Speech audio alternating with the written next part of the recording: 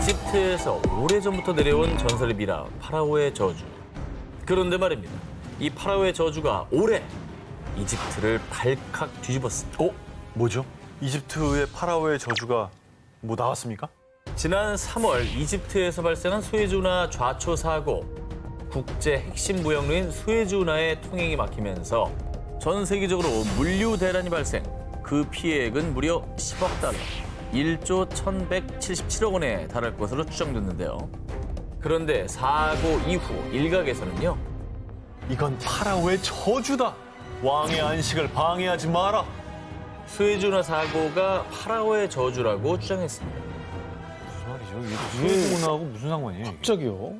이 사고 발생 전 이집트 정부가 수도 카이로의 이집트 박물관에 잠들어 있던 신왕국의 절대 군주 람세스 2세, 여성 파라오 하트셉수트 등 이 고대 파라오와 왕비의 미라 총 22구를 신축한 국립문명박물관으로 옮기겠다고 발표.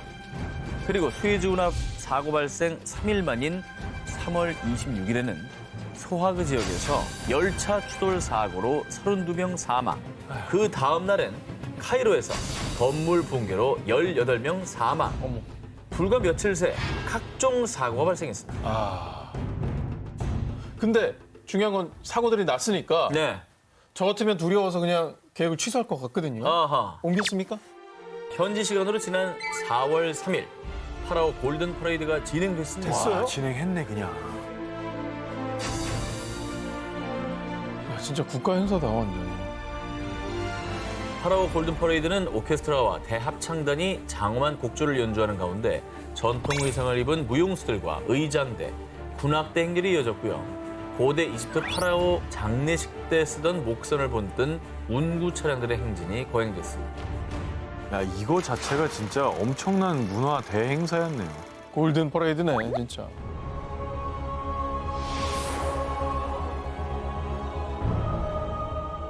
(1993년) 러시아 고고학자 나탈리아 폴로스마크가 알타이 공화국의 우코크 고지대 탐사 도중 고분에서 한 구의 미이라를 발견, 고고학계에 큰 충격을 안겼습니다.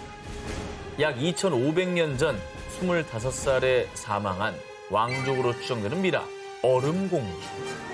당시 발굴팀은 얼음공주를 러시아로 옮겨가 연구를 진행을 했습니다. 그런데 이에 알타이 원주민들은요. 얼음 공주를 돌려달라. 얼음 공주를 노하게 하지 마라. 라며 거세게 항의했는데요. 그 이유.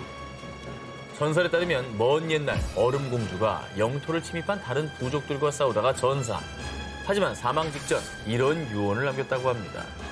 나의 안식이 곧 왕국의 안식이니 나의 안식이 멈추는 날 땅이 갈라지고 하늘이 열릴 것이다. 아, 유언이 저주 같아요.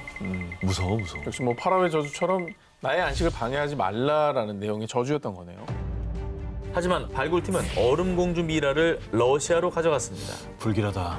자, 그런데 이후 얼음공주 무덤이 있던 지역에서 지진과 홍수가 연이어 발생. 알타이 원주민들은 이것이 얼음공주의 저주라고 주장했습니다. 정말 땅이 갈라지고 하늘이 열렸네요. 그렇죠. 그러니까 뭐 홍수 나고 그런 게 딱 맞는 얘기잖아요. 지진 나고. 현실화 됐네요. 그런데 얼음공주의 저주는 이뿐이 아니었습니다. 2003년 10월 러시아 당국은 고고학적으로 가치가 큰 얼음공주 전시 계획을 발표했는데요. 그런데 러시아 당국의 발표 당일 알타이 공화국을 강타한 진도 7.3의 강진. 무려 46년 만에 발생한 사상 최악의 지진에 수천 채의 가옥이 붕괴됐고 사상자는 무려 1,800명에 달했습니다. 아니 이거는 너무 세게 왔는데요. 너무 딱딱 들이맞네. 네. 딱딱 들어맞죠. 네. 알타이 원주민들은 거대한 빈소를 짓고 얼음공주에게 용서를 비는 의식을 치르며 저주가 풀리길 기도했는데요. 심지어 알타이 정부도 러시아에 정식으로 얼음공주 반환을 요구. 결국 2012년 얼음공주는 알타이의 국립박물관으로 돌아왔습니다. 자, 그런데 2012년 또다시 알타이를 강타한 규모 5.0의 강진. 이에 알타이 공화국 원로에서는요. 얼음공주의 저주를 풀기 위해 얼음공주 미라를 재매장하자고 요구했습니다. 그런데 말입니다. 2016년 알타이 법원은 얼음공주의 고분이 훼손됐기 때문에 재매장이 불가하다고 판단. 결국 얼음공주는 제자리로 돌아가지 못했는데요. 알타의 원주민들은 또다시 얼음공주가 분노하지 않을까 지금도 그녀의 저주를 두려워하고 있다고 합니다.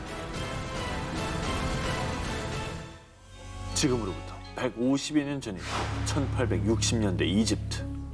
이집트를 찾은 어느 4명의 영국인들은 정말 우연한 기회에 귀한 유물이라는 관 하나를 구입하게 됩니다.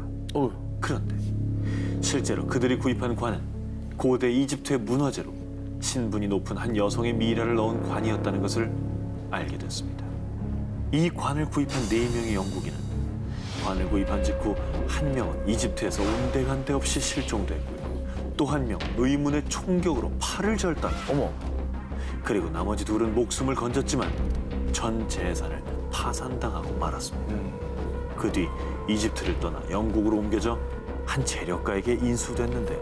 그런데 이 재력가의 가족 중 무려 3명이나 교통사고로 중상을 입고 집에 의문의 화재까지 발생하자 결국 이 관 때문이라고 여기고 영국 국립박물관이 대형 박물관에 기증했습니다.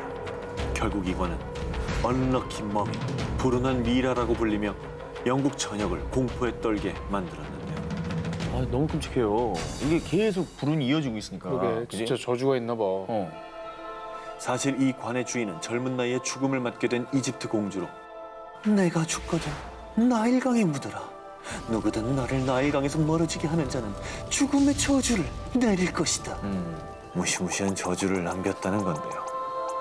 그렇게 박물관에서 잠든 줄 알았던 이 관이 다시 한번 전 세계를 충격에 빠뜨립니다. 대형 박물관에서 이 저주받은 관을 경매를 통해 윌리엄 스테드라는 고고학자에게 넘겼고 그가 이 관을 배에 실었다는 건데요. 그 배가 바로 타이타닉호라는 거죠. 아, 진짜? 그 침몰이 저 저주 때문이라는 그런 얘기인 거예요, 그러면? 그러네. 이집트 공주의 저주가 타이타닉호를 침몰시켰다는 소문이 삽시간에 퍼졌는데 이에 대형 박물관 측은 관을 경매로 넘겼다는 것은 사실무근이고 지금도 박물관에서 보관 중이다 라고 해명을 했고요. 하지만 저주가 진짜라고 믿는 사람들은 윌리엄 스테드가 타이타닉호에 실은 것은 관이 아닌 그 속에 미라였다고 주장하고 있다고 합니다.